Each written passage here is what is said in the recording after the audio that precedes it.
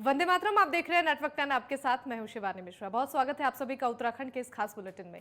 खबरों की ओर रुख करते हैं। मुख्यमंत्री पुष्कर सिंह धामी आज केदारनाथ धाम के कपाट खुलने पर केदारनाथ पहुंचे। आपको जानकारी दे दें कि आज बाबा केदारनाथ के कपाट सुबह 6:25 पर खोले गए और पूरे विधि विधान के साथ पूजा अर्चना भी की गई है। कपाट खुलते ही केदारनाथ धाम में श्रद्धालुओं की भारी भीड़ उमड़ी और केदारनाथ में रौनक लौट आई। इस अवसर पर मंदिर को भव्य रूप से 9 क्विंटल फूलों से सजाया गया था। सेना की मराठा रेजिमेंट के बैंड की भक्तिमय धुनों के साथ देश और विदेश से आए 10,000 से ज्यादा श्रद्धालु जन कपाट खुलने के गवाह बने हैं और वहीं प्रदेश के मुख्यमंत्री पुष्कर सिंह धामी कपाट खुलने के साक्षी बने हैं। सुबह 6:25 पर केदारनाथ के कपाट खुल गए हैं और 10,000 से भी ज्यादा श्रद्धालु कपाट खुलने के गवाह बने हैं। मंदिर को भव्य रूप से फूलों से सजाया गया है और सेना की मराठा रेजिमेंट की बैंड की यहां धुन बजी है। भक्तिमय स्वर लहरियों से केदारपुरी गुंजमान हो गई और वहीं पीएम मोदी के नाम से लोक कल्याण हेतु पहला रुद्राभिषेक हुआ है। सीएम धामी और सतपाल महाराज ने श्रद्धालुओं को शुभकामनाएं दी है। सीएम धामी केदार धाम के कपाट खुलने के साक्षी बने हैं। केदारनाथ धाम के कपाट खुल गए हैं और 10,000 से भी ज्यादा श्रद्धालु इस दौरान मौजूद रहे। सीएम धामी कपाट खुलने के साक्षी बने हैं। फूलों से बाबा का धाम सजाया गया है और 10,000 से ज्यादा श्रद्धालु यहां पहुंचे थे। मंदिर की सजावट भव्य रूप से की गई है और सेना के मराठा रेजिमेंट की बैंड की धुन यहां बजी है। भक्तिमय स्वर लहरियों से केदारपुरी गुंजायमान हो गई और पीएम मोदी के नाम से यहां पर रुद्राभिषेक भी हुआ है। सीएम धामी और सतपाल महाराज ने श्रद्धालुओं को शुभकामनाएं दी।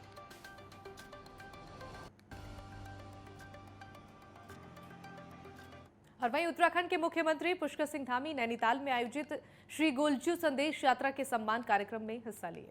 उन्होंने पूजा अर्चना करते हुए गोलज्यू महाराज से प्रदेशवासियों की खुशहाली की प्रार्थना भी की। मुख्यमंत्री धामी ने गोलज्यू महाराज मंदिर में प्रार्थना की है और भक्तों के साथ प्रसाद भी ग्रहण किया।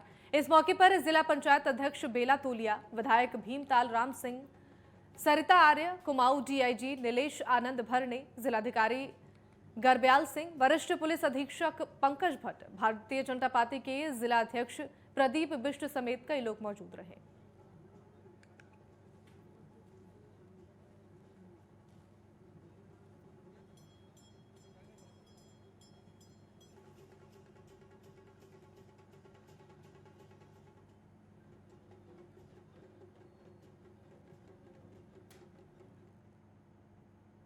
और वहीं उत्तराखंड में खिलाड़ियों को मिलने वाली डाइट को और भी बेहतर किया जाएगा। इसके लिए डाइट राशि को बढ़ाने की तैयारी की जा रही है।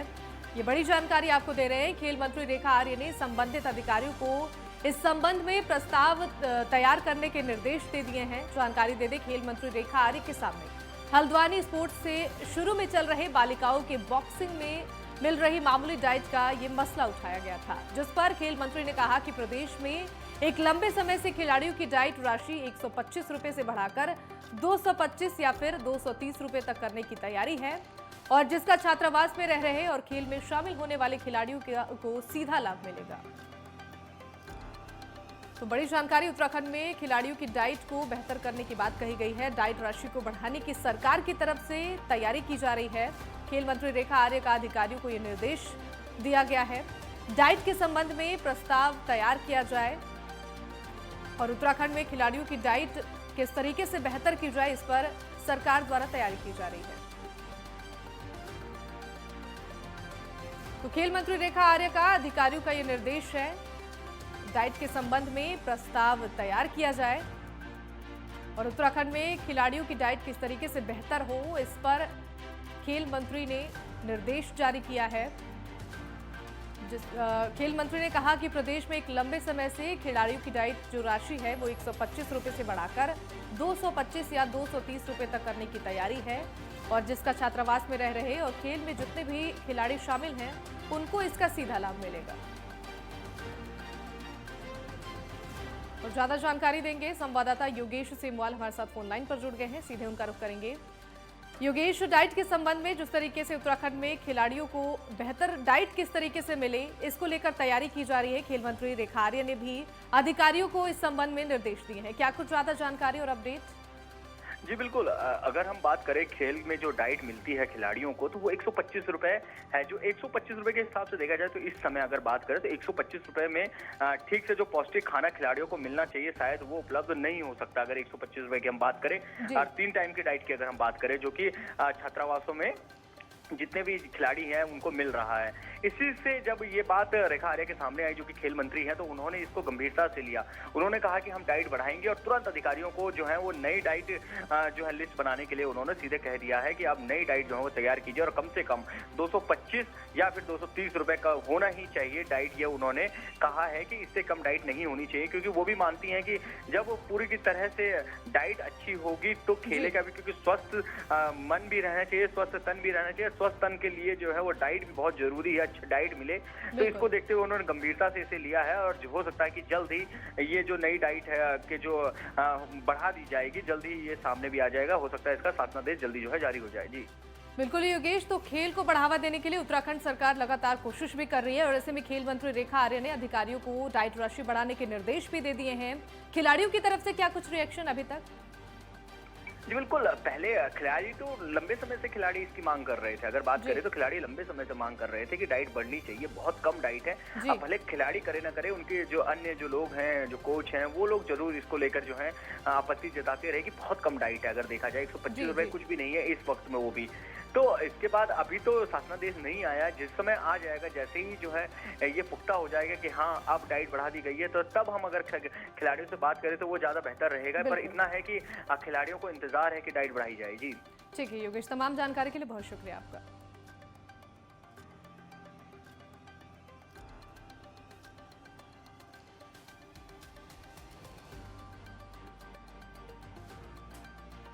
और इसी बीच एक और बड़ी जानकारी देहरादून से। एसएसपी ने 3 उपनिरीक्षकों का फेरबदल किया है। उपनिरीक्षक चिंतामणि मैठानी को आईजीपीएल ऋषिकेश भेजा गया है और वहीं नवीन डंगवाल को चौकी प्रभारी बनाया गया है। सुनील नेगी को चौकी प्रभारी डिफेंस कॉलोनी की जिम्मेदारी सौंपी गई है। तो बड़ी जानकारी आपको देहरादून से दे रहे हैं। एसएसपी ने 3 उपनिरीक्षकों का फेरबदल किया है।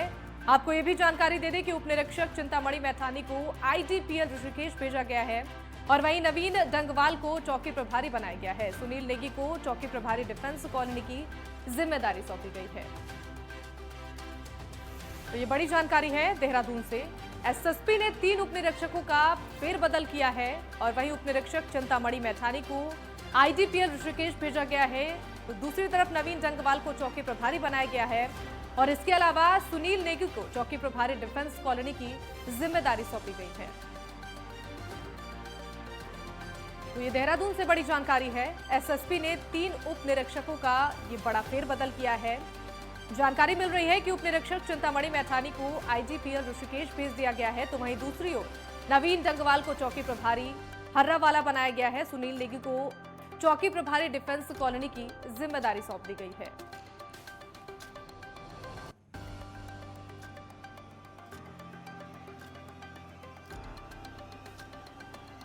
तो बड़ी जानकारी है देहरादून से। एसएसपी ने 3 उपनिरीक्षकों का फेरबदल किया है और इस फेरबदल में उपनिरीक्षक चिंतामणि मैठानी को आईजीपीएल ऋषिकेश भेज दिया गया है और वहीं नवीन डंगवाल को चौकी प्रभारी हर्रावाला बनाया गया है। इसके अलावा सुनील नेगी को चौकी प्रभारी डिफेंस कॉलोनी की जिम्मेदारी सौंप दी गई है। तो ये बड़ा फेरबदल एसएसपी ने 3 उपनिरीक्षकों का फेरबदल किया है, जिसमें कि चिंतामणि मैठानी को आईजीपीएल ऋषिकेश भेजा गया है और नवीन डंगवाल को चौकी प्रभारी हर्रावाला बनाया गया है। साथ ही जानकारी ये भी मिल रही है कि सुनील नेगी को चौकी प्रभारी डिफेंस कॉलोनी की जिम्मेदारी सौंप दी गई है। देहरादून से बड़ी खबर आपको बता रहे हैं। एसएसपी ने 3 उपनिरीक्षकों का ये फेरबदल किया है, जिसमें जानकारी सामने आ रही है कि उपनिरीक्षक चिंतामणि मैठानी को आईजीपीएल ऋषिकेश भेज दिया गया है। इसके अलावा नवीन डंगवाल को चौकी प्रभारी बनाया गया है।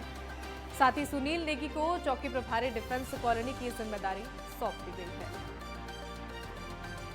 तो ये बड़ा फेरबदल एसएसपी ने किया है।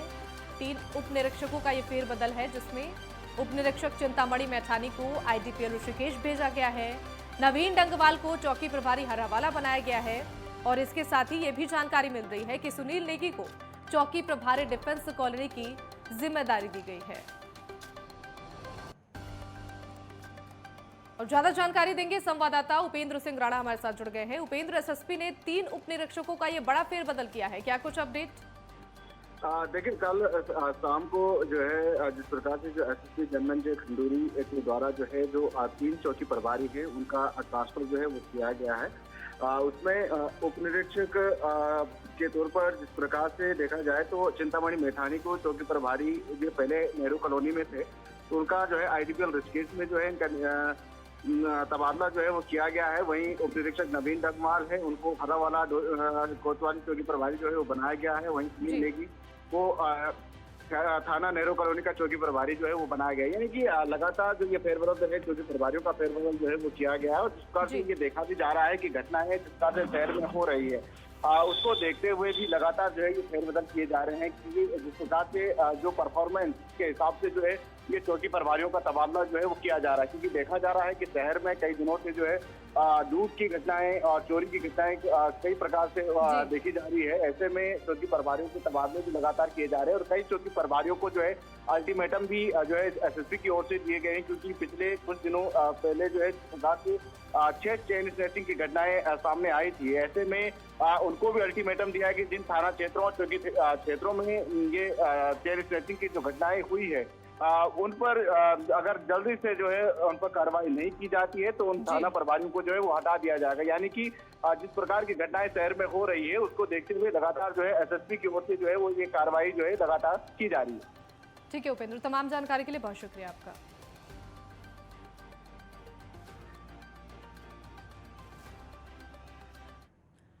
और इसी बीच एक और बड़ी जानकारी, चंपावत उपचुनाव के लिए कांग्रेस के प्रत्याशी का ऐलान कर दिया गया है। निर्मला गहतोड़ी को कांग्रेस का प्रत्याशी बनाया गया है। नेटवर्क 10 की खबर पर मुहर लगी है। भारतीय जनता पार्टी की तरफ से मुख्यमंत्री पुष्कर सिंह धामी उम्मीदवार है। उत्तराखंड में चंपावत उपचुनाव की घोषणा हो चुकी है और ऐसे में अब कांग्रेस ने निर्मला गहतोड़ी को चंपावत से अपना अधिकृत प्रत्याशी घोषित कर दिया है। बता दें कि कुछ दिनों पहले ही भारत निर्वाचन आयोग ने चंपावत में उपचुनाव की घोषणा की थी और जिसके बाद भारतीय जनता पार्टी और कांग्रेस ने वहां पर अपनी अपनी तैयारियां शुरू कर दी थी। और वहीं 2022 के चुनाव में कैलाश गहतोड़ी चंपावत से चुनाव जीते थे और धामी के लिए उन्होंने अपनी सीट खाली कर दी थी। और ऐसे में अब कांग्रेस ने आज निर्मला गहतोड़ी को अपने प्रत्याशी घोषित कर दिया है। तो ये बड़ी जानकारी आपको दे रहे हैं। नेटवर्क 10 की खबर पर मुहर लगी है। भारतीय जनता पार्टी की तरफ से मुख्यमंत्री पुष्कर सिंह धामी को उम्मीदवार बनाया गया है। उत्तराखंड में चंपावत उपचुनाव की घोषणा हो चुकी है और ऐसे में अब कांग्रेस ने निर्मला गहतोड़ी को चंपावत से अपना अधिकृत प्रत्याशी घोषित कर दिया है। जानकारी दे दें कि पहले ही भारत निर्वाचन आयोग ने चंपावत में उपचुनाव की घोषणा कर दी थी, जिसके बाद से जहां भारतीय जनता पार्टी अपनी तैयारियां शुरू कर चुकी थी, वहीं कांग्रेस ने भी जमीनी स्तर पर चुनाव को लेकर तैयारियां शुरू कर दी थी। 2022 के चुनाव में कैलाश गहतोड़ी चंपावत से चुनाव जीते थे और पुष्कर सिंह धामी के लिए उन्होंने अपनी सीट को खाली कर दिया था और ऐसे में कांग्रेस ने आज अपने प्रत्याशी का नाम का ऐलान कर दिया है। निर्मला गहतोड़ी को कांग्रेस ने अपना प्रत्याशी घोषित किया है।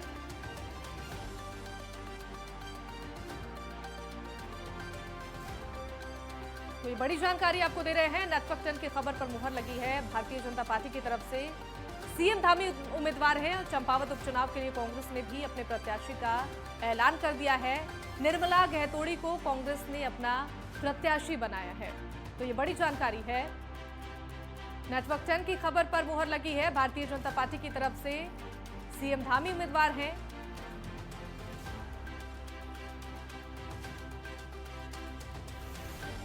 और निर्मला गहतोड़ी को कांग्रेस ने अपना प्रत्याशी बनाया है।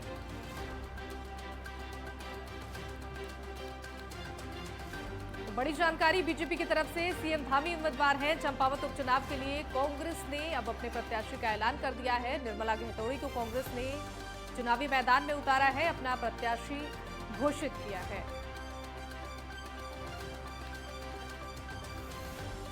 ज्यादा जानकारी देंगे योगेश सिमवाल, संवाददाता फोन लाइन पर जुड़ गए हैं। योगेश, चंपावत उपचुनाव के लिए कांग्रेस ने अपने प्रत्याशी का ऐलान कर दिया है। निर्मला गहतोड़ी को कांग्रेस ने प्रत्याशी बनाया है, क्या कुछ ज्यादा जानकारी और अपडेट है?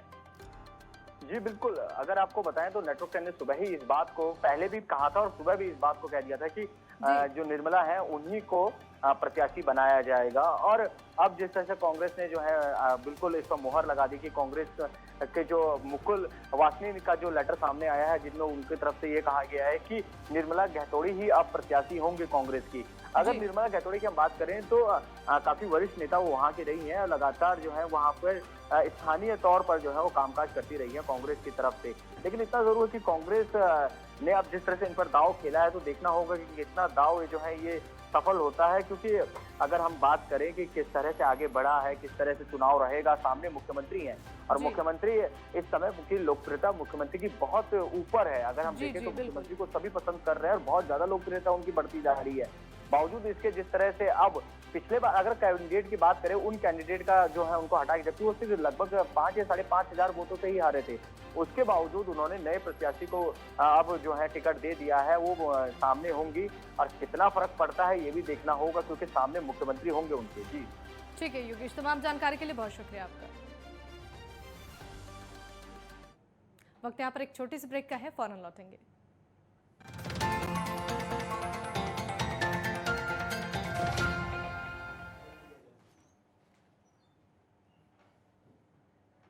ब्रेक के बाद एक बार फिर से आप सभी का स्वागत है। खबरों में आगे बढ़ेंगे। कांग्रेस के वरिष्ठ नेता और प्रदेश उपाध्यक्ष जोत सिंह बिष्ट ने अपनी प्राथमिकता सदस्य से इस्तीफा दे दिया है। उन्होंने सोशल मीडिया पर पोस्ट लिखते हुए कहा कि कांग्रेस पार्टी के अंदर जो गुटबाजी चल रही है और अंतर करें जो लगातार बढ़ती जा रही हैं, उसकी वजह से पार्टी को बहुत ज्यादा नुकसान हो रहा है और साथ ही पार्टी के लिए जो वफादार और कर्मठ कार्यकर्ता है उनकी भी अनदेखी की जा रही है। और इसी के चलते मैं अपने प्राथमिक सदस्यता से और सभी पदों से इस्तीफा देता हूं।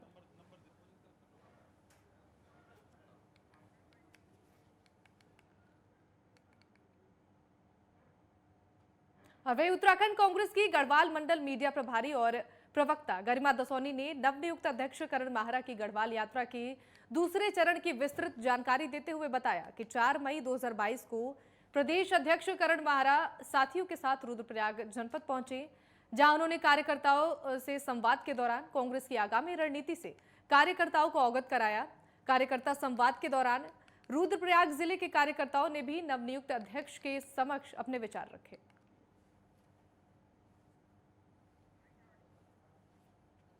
देखिए, जैसा कि आपको विदित है कि माननीय अध्यक्ष जी का 12 दिवसीय गढ़वाल भ्रमण का कार्यक्रम प्रस्तावित था, लेकिन इसी बीच चंपावत उपचुनाव की तारीखों की घोषणा की गई चुनाव आयोग के द्वारा और उनको वापस मुख्यालय लौटना पड़ा प्रत्याशी चयन को लेकर बैठक करने के लिए। उसके बाद अब दूसरे चरण की यात्रा उन्होंने कल शुरू करी। देर रात वो रुद्रप्रयाग जनपद पहुंचे और वहां कार्यकर्ताओं के साथ उन्होंने संवाद किया आगामी रणनीति को लेकर। कार्यकर्ताओं ने अपने मन की बात रखी और माननीय नवनियुक्त अध्यक्ष जी ने अपनी रणनीति से कार्यकर्ताओं को अवगत कराया। आज प्रातःकाल साथियों संग वो केदारनाथ धाम की पैदल यात्रा पर निकले हैं। 18 से 19 किलोमीटर की ये यात्रा होगी और यात्रा का मकसद यही है कि एक रचनात्मक, एक सहयोगात्मक और एक सकारात्मक विपक्ष की भूमिका का निर्वहन हम करना चाहते हैं। और वहीं जिला पंचायत अध्यक्ष शांति देवी की अध्यक्षता में जिला पंचायत सभागार में जिला पंचायत की बैठक आयोजित की गई। उन्होंने संबंधित अधिकारियों को निर्देशित किया कि संचालित योजनाओं की जानकारी लोगों तक पहुंचाएं और उन्हें योजनाओं से लाभान्वित करें। बैठक में विभिन्न विभागीय अधिकारियों द्वारा अपने अपने विभाग के अंतर्गत चलाई जा रही योजनाओं और संचालित किए जा रहे कार्यक्रमों की विस्तृत रूप में जानकारी दी गई।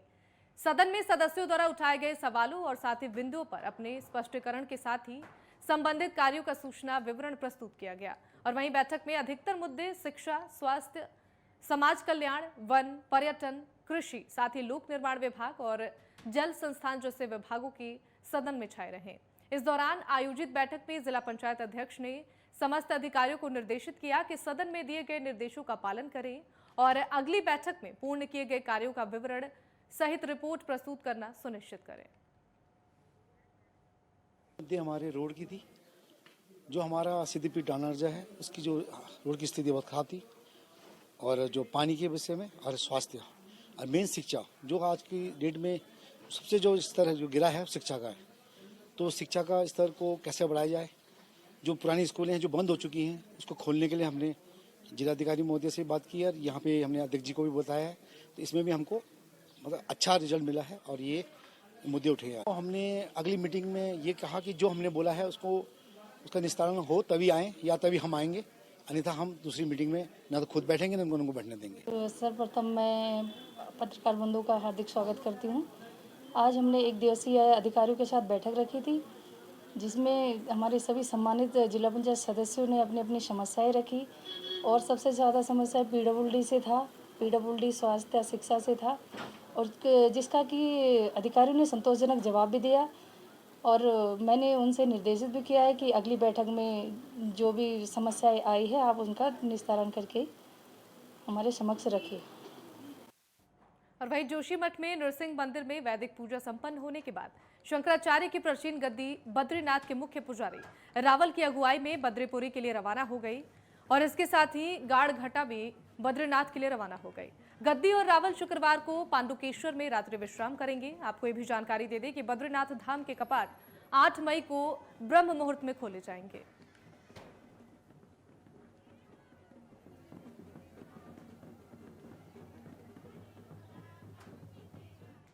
और वहीं हरिद्वार के रेलवे स्टेशन के सामने एक यात्री की पिटाई का वीडियो सोशल मीडिया पर तेजी के साथ वायरल हो रहा है। वीडियो में आप देख सकते हैं कि एक शख्स एक यात्री को जमकर पीटता हुआ नजर आ रहा है। इस दौरान यात्री की पत्नी गोद में बच्चा लिए यात्री को बचाने की कोशिश करती नजर आ रही है, लेकिन व्यक्ति इतना गुस्से में आग बबूला नजर आ रहा है कि आसपास के लोगों द्वारा रोके जाने पर भी वो गाली गलौज करते हुए यात्री को पीट रहा है। हालांकि इस मामले की शहर कोतवाली में कोई तहरीर नहीं दी गई है। शहर कोतवाली पुलिस का यह कहना है कि मामले की शिकायत मिलने पर कार्रवाई की जाएगी।